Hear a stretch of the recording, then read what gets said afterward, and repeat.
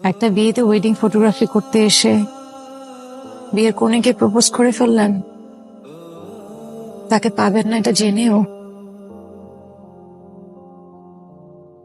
যাকে ভালোবাসি তাকে পেতেই হবে সেটা আপনাকে কে বললো?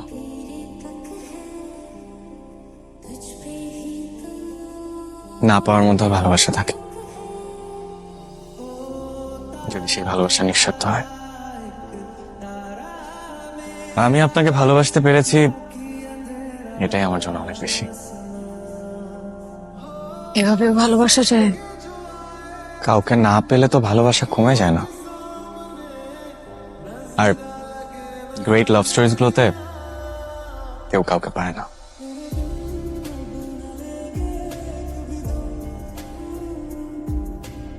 এভাবেও কেউ কাউকে ভালোবাসতে পারে? আমি তো পারলাম। কবি হেলাল হাফিজ বলেছেন, ভালোবাসা মিলনে মলিন হয়, লয়ে উজ্জ্বল।